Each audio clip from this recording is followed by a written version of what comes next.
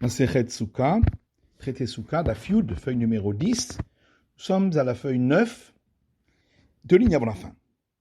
On est en train de donner l'enseignement de Rabbi Amiya, qui disait il peut arriver que lorsqu'on a une cabane sur une autre, que celle d'en bas soit valable et celle d'en haut ne soit pas valable pour la souka. Et Chidami commence là, que quand j'ai tartonat silata meroba mechamata, par exemple que sur celle d'en bas, le toit de chaume est plus d'ombre que de lumière, vers Iliona hamata meroba mitsilata. Et la cabane d'en haut, son toit de chaume est plus de lumière que d'ombre, et c'est pourquoi c'est pas considéré comme une cabane sur une autre, puisque celle d'en haut n'a pas un toit de chaume suffisamment ombragé, qui donne suffisamment d'ombre. Mais il faut que les deux toits de chaume soient dans les 20 coudées depuis le sol, car sinon, celui d'en haut est considéré comme impropre et rendrait impropre celui d'en bas. Mais il peut arriver parfois que ce soit celle d'en haut qui soit bonne et celle d'en bas qui ne soit pas bonne pour le commandement de la souka. Et Chidami, comment ça, que les deux, leur toit de chaume donne plus d'ombre que de lumière, et celle d'en haut se trouve dans les 20 coudées depuis le sol, donc c'est considéré comme une cabane au-dessus de l'autre, et donc celle d'en bas n'est pas valable. Pshita, la Gemara dit tout cela, c'est évident. La Gemara dit tartonak sherav eluna psula isaychale. On avait besoin du cas où on a dit que celle d'en bas est bonne pour l'accomplissement du commandement d'Asuka et celle d'en haut n'est pas bonne. Pourquoi?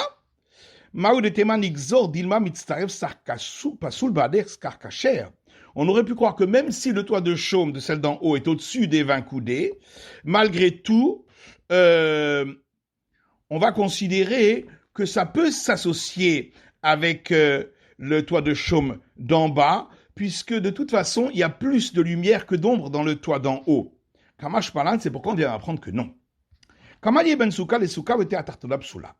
Maintenant, quelle est la hauteur entre le toit de chaume de celle d'en bas et celui de celle d'en haut pour que celle d'en bas soit considérée comme impropre parce que ce serait considéré comme une cabane en dessous d'une cabane. Amar Ravuna Tefar. Ravuna dit il faut que la hauteur soit au moins d'une largeur du point. Chez Kenmatsin ou Baolé Touma Tefar, puisque nous avons trouvé concernant la hauteur de ce qui recouvre une impureté d'un mort, qu'il faut qu'il y ait une hauteur d'une largeur du point pour être considéré effectivement comme un toit par-dessus. Dites-nous, comme c'est marqué dans une Mishnah, Tefar al Tefar Berum Tefar, s'il y a dans l'espace en dessous de ce toit, de ce qui recouvre, il y a un espace d'une largeur du point sur une largeur du point sur une hauteur d'une largeur du point, mais alors à ce moment-là, tout ce qui est en dessous du toit, de ce toit-là, eh bien, recevra l'impureté de cet élément impur qui s'y trouve lui aussi. Et ce toit-là sera considéré comme un écran qui empêche l'impureté de monter par-dessus, de traverser ce toit-là et donc de se propager au-dessus du toit. Aval, parod, mirum tefar. Par contre, s'il y a moins qu'une hauteur d'une largeur de point, l'omevi velo chotzetz. À ce moment-là, l'impureté ne pourra pas s'étendre sur tout ce qui est en dessous du toit et également le toit ne sera pas considéré comme un écran face à cette impureté qui traversera le toit et montera vers le haut. Rav Chizda berav baravuna amré, alors que Rav Chizda et Rav baravuna eux disent arba'a. Il faut que la hauteur de la cabane du dessus fasse au moins 4 largeurs du point. Parce que nous n'avons jamais trouvé qu'un endroit soit considéré comme suffisamment important pour constituer un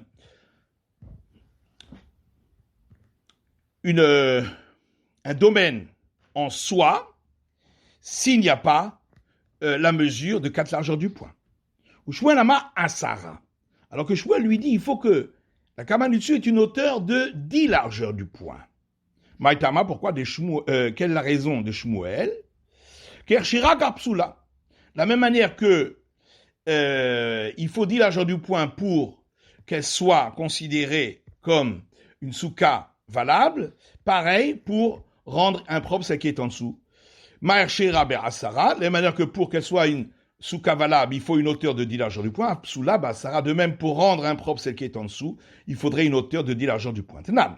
Alors, la Gemara rapporte notre Mishnah qui dit Rabuda Omer imen diurin ba'ilona tartona kshera.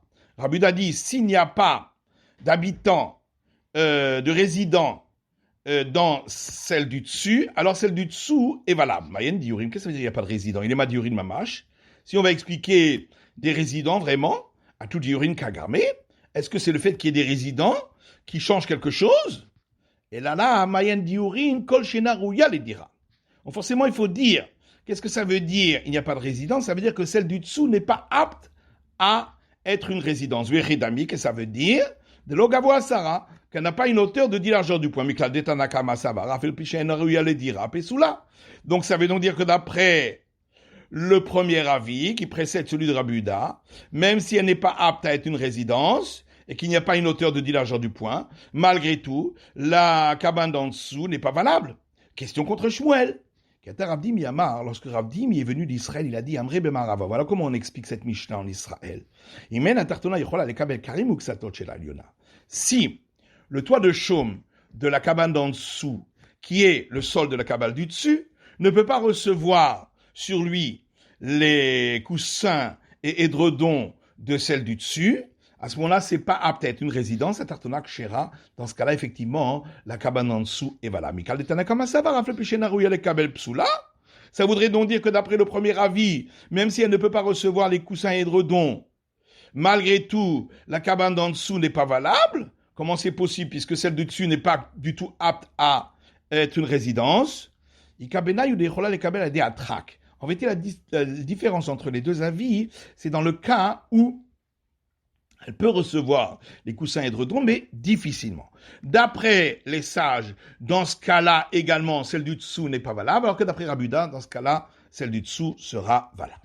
Matiti, Mishnah suivante, Pires alea sadin, si on a étendu sur le toit de chaume de la soukha un drap, mipne achama, pour protéger du soleil, au tarteha mipne anesher, ou juste en dessous du toit de chaume pour protéger des feuilles qui tombent, au chez Pires algabe akinouf, ou bien si on a étendu ce drap sur un baldaquin qui est sur un lit, psoula, eh bien, ce qui est en dessous ne sera pas apte pour l'accomplissement du commandement de la soukha.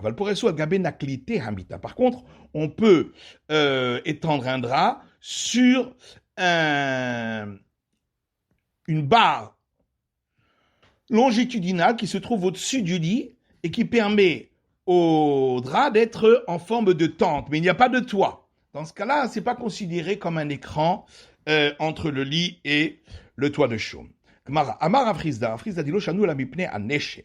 On a parlé uniquement dans le cas où on a posé ce drap, on l'a disposé pour protéger des feuilles qui tombent. Avalena ota. Mais si c'était pour embellir la soukha, kshera, dans ce cas-là, c'est valable, c'est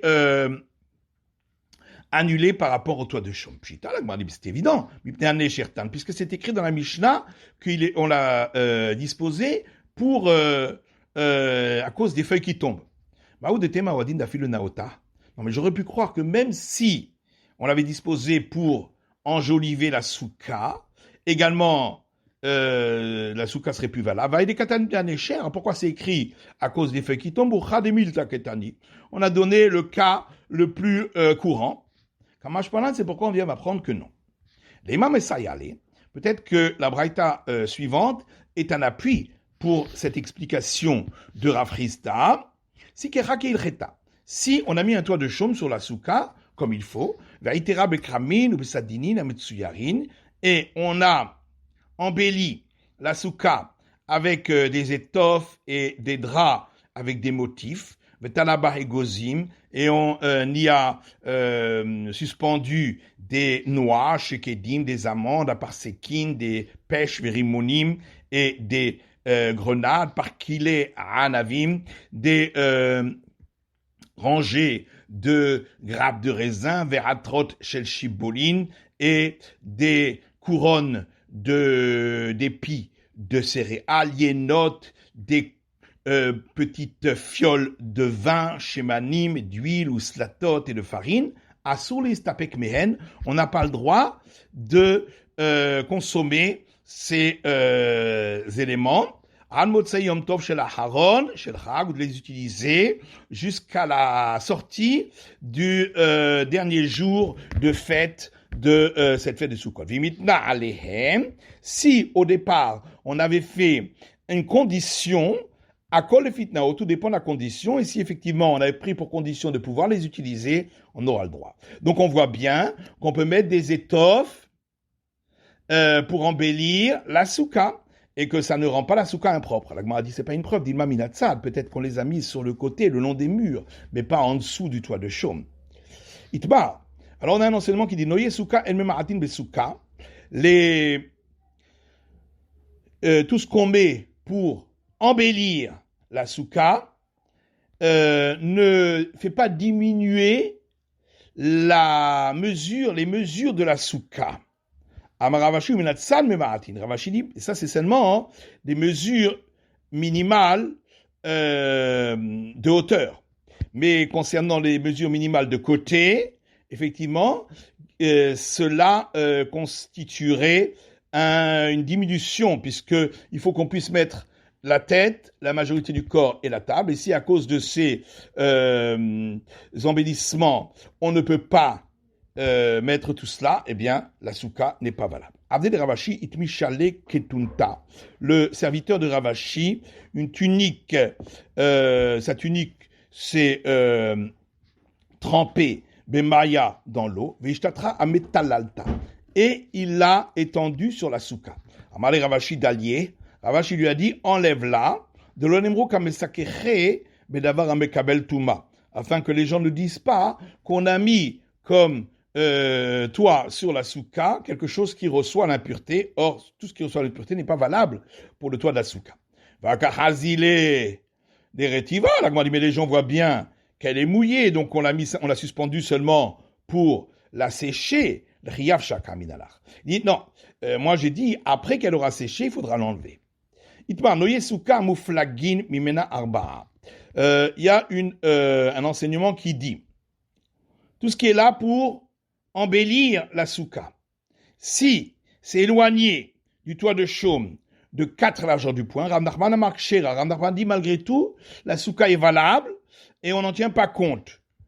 Rav Chizda et Rabba Ravuna Amre Psula. Rav Chizda et Rabba Ravuna, eux, disent non. Dans ce cas-là, il faut en tenir compte et ça peut rendre impropre la soukha. Rav Chizda et Rabba Ravuna et Léo le Berej Galuta. Une fois, Rav Chizda et Rabba Ravuna sont arrivés dans la maison de l'exilarque pour lui rendre visite pendant la fête. Agninhu Rav Nachman Besouka. Et Rav Nachman les a fait dormir dans la soukha, chez Noya Mouflagim Mimena Arba'at Fachim. Alors que tout ce qui y avait été mis pour l'embellir était à 4 coudées et plus du toit de chaume. Ils se sont tus et ne lui ont rien dit. Alors il leur a dit, ça veut dire que les sages ont changé d'avis. Amroulé, ils leur ont dit non, nous on est venus pour accomplir le commandement d'accueillir et de rendre visite au maître, ou pturim la soukha. On est donc de toute façon dispensé de soukha. On a le droit de dormir dans un lit à baldaquin dans la soukha. Même si ce baldaquin a un toit plat. À condition qu'il n'aurait pas une hauteur de 10 largeurs du poing. Tashma, alors viens, écoute.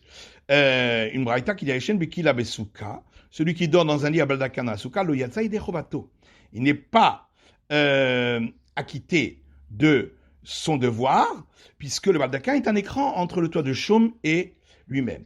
Alors on répond qu'on parle d'un cas où ça a une hauteur de 10 largeur du poing. Métivé, alors on objecte une braïta qui dit celui qui dort sous un lit dans la soukha n'est pas acquitté de son devoir. Atirgema Shmuel, b'mita gevo asara. C'est pas une question. Shmuel a expliqué, on parle d'un lit qui a une hauteur de 10 largeur du poing. Tashma, viens, écoute, Oshipirez el gabe kinofet psula.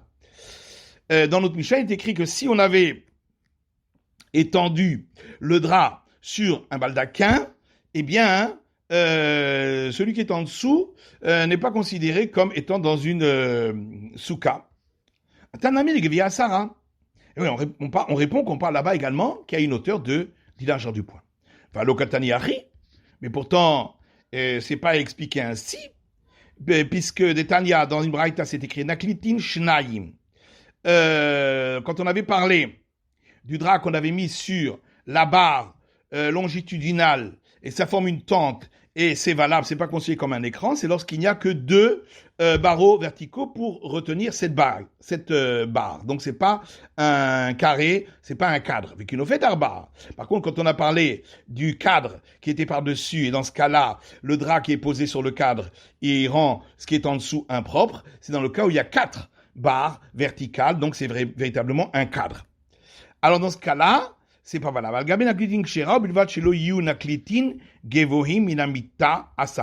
quand on a dit que c'est valable lorsqu'il n'y avait que une barre longitudinale, c'est seulement si il n'y avait pas une hauteur de 10 largeur du poing. Donc ça voudrait dire que quand le drap est sur un cadre, et donc qui forme un toit plat, même s'il y avait moins d'une hauteur de 10 largeur du poing, malgré tout ce qui est en dessous n'est pas valable pour le commandement de la souka. La Gemara répond, Shani Kino fait de Keviaï. C'est différent là-bas, parce que c'est bien fixé de manière solide. Dans ce cas-là, effectivement, même si c'est à moins de 10 largeur du poing. Pareil, souka, le gabé, souka, mais pourtant, dans le cas de la cabane sous la cabane de Kevira, la cabane dessus est bien fixée. Va marche Shmuel, et malgré tout, Shmuel dit qu'Ershira Karpsula, de la même manière qu'il faut 10 largeur du poing pour qu'elle soit valable, de même, il faut 10 largeur du poing de hauteur pour que celle d'en dessous ne soit pas valable. Ambriatam de l'Uvisal souka berasara. Et là-bas, c'est différent. Là-bas, on veut rendre impropre la souka d'en dessous. Effectivement, il faudrait que celle d'au-dessus ait une hauteur de 10 largeur du poing. De la chabouille, ohala. Ici, c'est juste pour considérer que ce drap est un toit par-dessus, uniquement pour celui qui est en dessous, même s'il y a moins qu'une hauteur de 10 largeur du poing, ce sera considéré comme un toit par-dessus. Amar Rav Tachlif Abaravim Yamar Shmuel, Rav Tachlif fils d'Ami Dionon Shmuel, Yeshen Bekila Arum, celui qui dort dans un lit à baldaquin nu, Motir Oshorutz Lekila, il peut sortir sa tête en dehors du baldaquin, donc des rideaux du baldaquin, Vekore Kriyat Shema, et réciter le schéma, pour ne pas être dans le même endroit où sa nudité est découverte. Alors, la Gemara dit métivé, on objecte à Hashem Bekila Harum, celui qui dort dans un lit à baldaquin dénudé, ne peut pas sortir sa tête des rideaux du baldaquin et réciter le schéma, parce que son corps est quand même dénudé. Là, on parle que le baldaquin avait une hauteur de 10 largeur du poing, et donc ne constitue pas une couverture sur lui, mais un toit, et donc il est effectivement dénudé. Effectivement, c'est logique de répondre ainsi. Mais les katani sefa, puisque la suite de la braïta dit, à la mazédomé, à quoi ça ressemble? Les omed bebaïtarum, celui qui se trouve dans une maison nue, il ne peut pas sortir sa tête en dehors de la fenêtre et réciter le schéma. Shmarmina, donc on déduit de là que effectivement, c'est pareil pour le baldaquin. On parle d'un cas où il constitue une espèce de toit par-dessus. Dans ce cas-là, c'est interdit. Ou baïtami. Maintenant, pour la maison également. Afalpichen gavo asara, même si elle n'a pas une hauteur de 10 largeur du poing. Kevan de kevia ohala. Ou de l'ogara mikinofet. À partir du moment où c'est quelque chose de bien fixe, de bien solide, c'est considéré comme un toit par-dessus. C'est pas moins que le cadre qui constitue le haut du lit à baldaquin dont on avait parlé auparavant. C'est la fin de l'étude de la feuille numéro 10 du DAF Yud.